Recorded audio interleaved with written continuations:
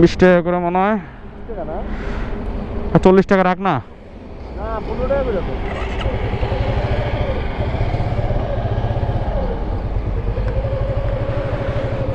তো আমরা বের হয়েছিলাম সেই 5টায়, তো এখন বাজে অলমোস্ট 6:30। 6:30 বেজে গেছে আমাদের, মানে একদম ফাইনালি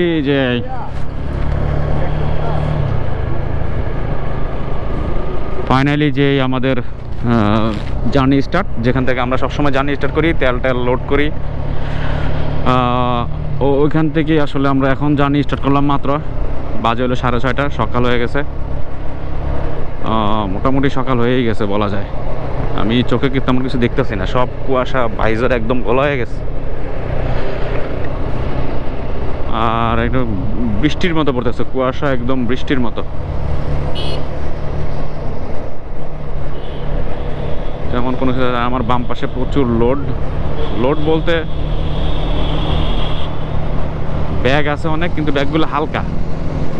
তবে মানে ব্যাগগুলো হচ্ছে যে আপনার একটা বেডিং আছে, তারপরে আছে হলো ইয়া আছে, বাবা কিছু দেখা যায় না, বেডিং আছে। তারপর হচ্ছে হলো যে আছে হলো এখানে বাম পাশে কি দিলাম, বহুত কিছু। একজন নিয়ে আসছিল বেডিং, আর একজন হচ্ছে ককশিটগুলো আছে, যেগুলো ককশিট তাঁবুর ভিতরে, ওগুলা। তো আসলে একটু ঝামেলাই হয়ে যাচ্ছে কি হলো, মানে মালপত্র বেশি হয়ে গেছে, বাইক কম হয়ে গেছে। তো যে দুইটা ব্যাগ, এই ব্যাগগুলো আসলে এখন দুইজনের কাঁধে দুইটা দেওয়া লাগছে, মানে ভালো প্যারা হয়ে যেতেছে। কারণ যে বাইক আরও দুইটা দরকার ছিল, আর বাইক দুইটা হইলেও প্রবলেম হইতো না। কারণ প্রবলেম হইতো না কেন, তাবু কিন্তু ঠিকই দুইটা বড় তাবু, মানুষ 6 থেকে 7 জন মানুষ অনায়াসে থাকতে পারতো। সেই জায়গায় আসলে আমরা সব কিছুই নিয়েছি, কিন্তু মানুষ কম, এই একটা প্রবলেমে আছে আর কি।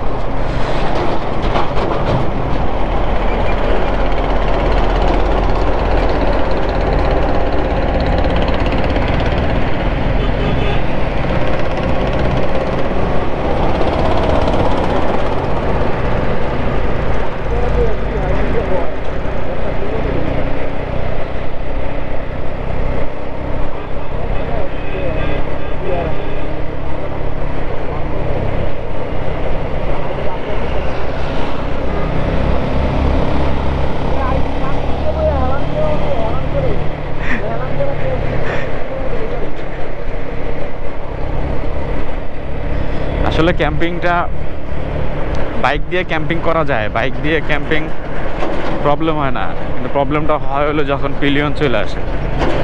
হ্যাঁ, এটা যদি হয় যে মনে করেন 4 জন, এটা যদি এমন হতো যে 4 জন 4 বাইক, হ্যাঁ, তাইলে কোনো বিষয়ই না, তাহলে ক্যাম্পিং করার কোনো বিষয়ই না। বাইক দিয়েই যদি 4 জন 4 বাইক হইতো কোনো সমস্যা ছিল না। তো এখন এখানে হয়ে গেছে হলো মানুষ 4 জন, আর বাইক হচ্ছিল 2টা, এটাই ছিল প্রবলেমটা।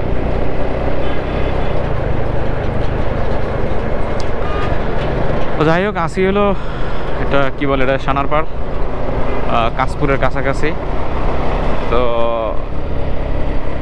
যেতে থাকি। হ্যাঁ, সকাল হয়ে গেছে, আর একটু আলো ফুটুক, তখন আবার সুন্দর একটা ভিডিও করব, দেখা যাক। আর সূর্য কি উঠে কিনা আল্লাহ জানে। মৌচাক আছে। ওকে, আল্লাহ হাফেজ।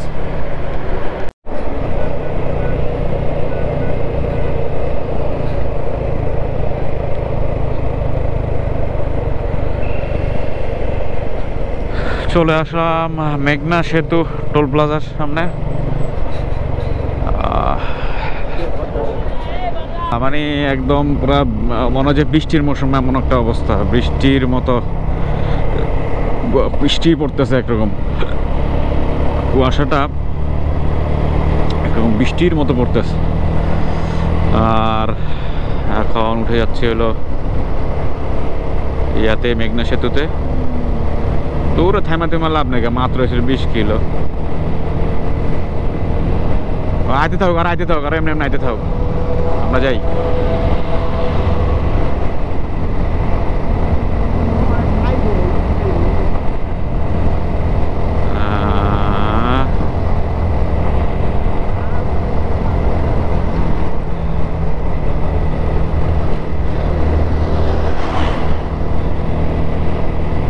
চারপাশে প্রচন্ড কুয়াশা, প্রচন্ড কুয়াশা, আর এর মধ্যে দিয়ে আমরা যাচ্ছি। লাইটগুলো এখনো জ্বলতেছে, মেঘনা সেতুর লাইটগুলো এখনো জ্বলতেছে, আর রাস্তা ভিজা, রাস্তা প্রচন্ড ভিজা আছে।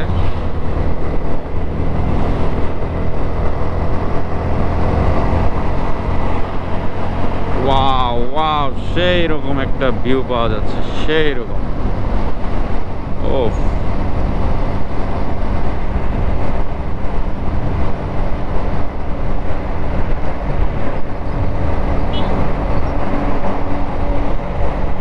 রাস্তা পিছলা তো এই কারণে আসে একটু ঝামেলা হচ্ছে। আবার হচ্ছিল আমার বাম পাশে প্রচুর লোড, লোড বলতে কি বাম পাশে ভালো জায়গা জায়গা নিয়ে আছে আর কি, ওরকম ওজন কিছু নাই।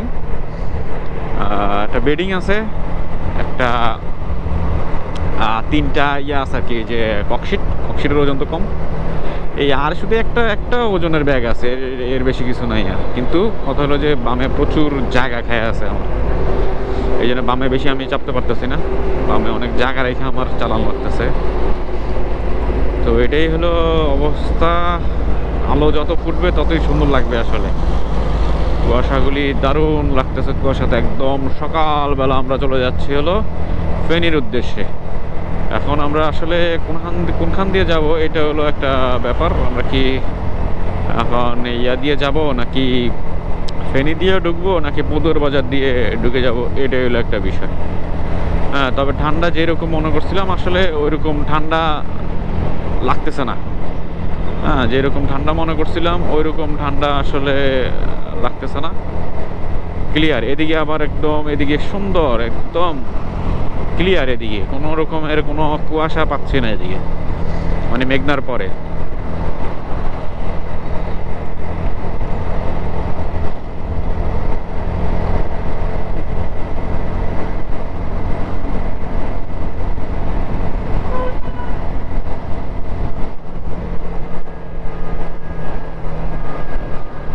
এই ফগ লাইটের একটা মজা আছে, এটা রাত হলে আমি আসলে খুব সুন্দর বুঝাইতে পারতাম।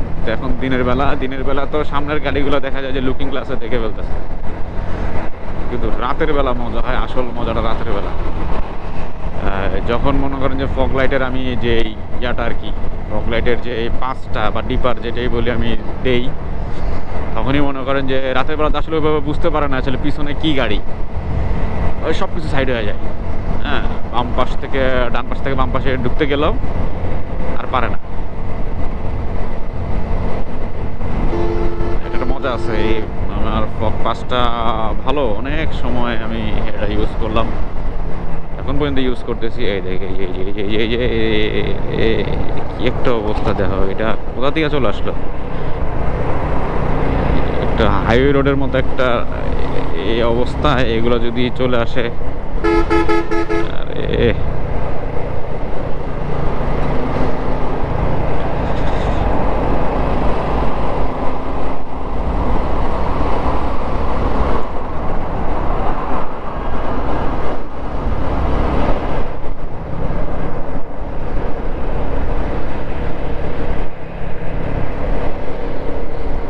আটের চর ভবের চর।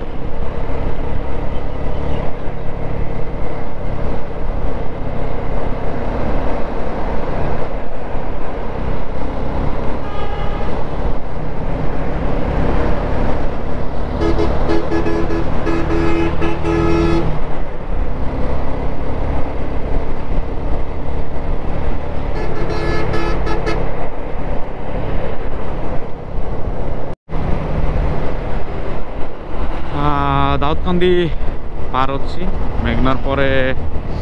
এখন আছি হলো আমরা দাউদকান্দিতে।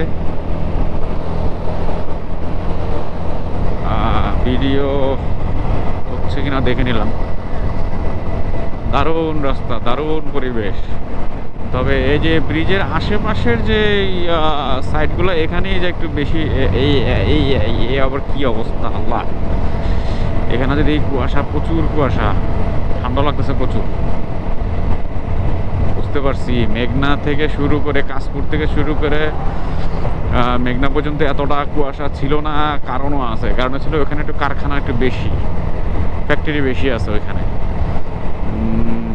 এই কারণে। আর এদিকে তো দাউদকান্দির পর তো অলমোস্ট ধরেন যে কুমিল্লা, হ্যাঁ, দাউদকান্দির পর তো কুমিল্লাই পড়ে গেছে। তো ঢাকা তো একরকম শেষ, আর ফ্যাক্টরি বলতে তেমন কোনো কিছুই নাই আর এই জায়গায়। এই জন্য এখানে একটু কুয়াশাটা বেশি।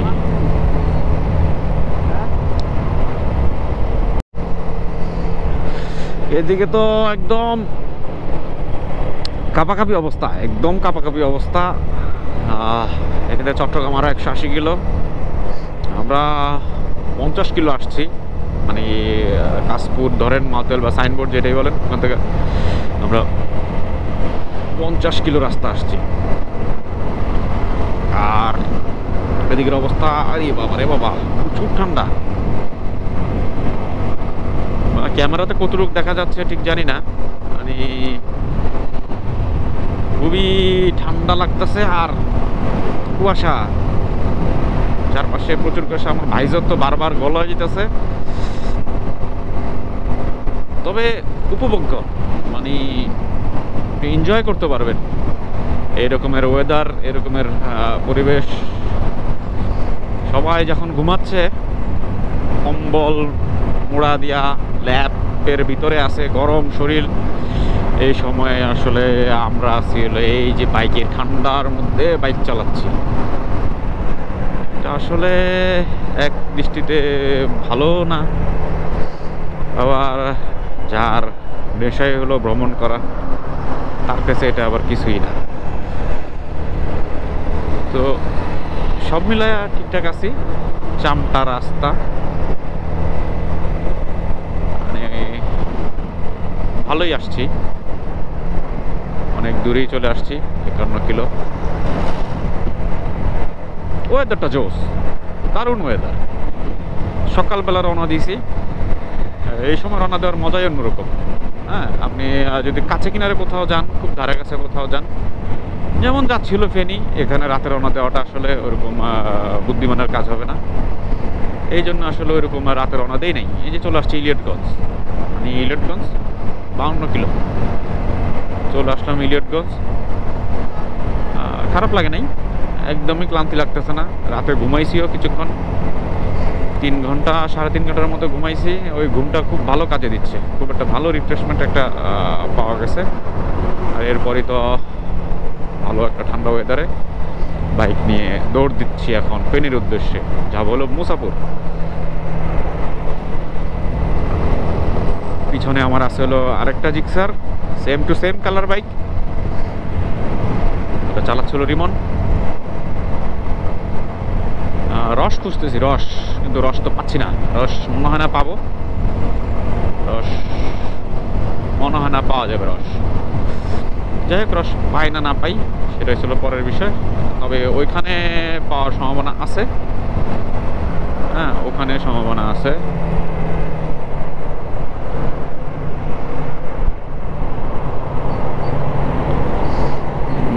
লরি সামনে পড়ে গেছে, বামেও খালি নাই। বামে তো ওভারটেকিং করা আসলে একটু রিস্কি, কিন্তু এই রাস্তায় না করেও উপায় থাকে না।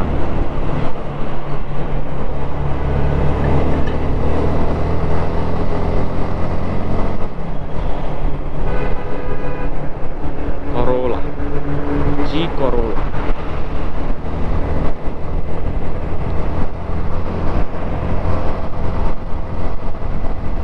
ওয়াও ওয়াও, চারপাশে কুয়াশা আর কুয়াশা। এদিকের মানুষ তো মনে হয় এখনো ঘুম থেকে উঠে নেই, আর উঠতেও পারে। ও শুক্রবার আজকে,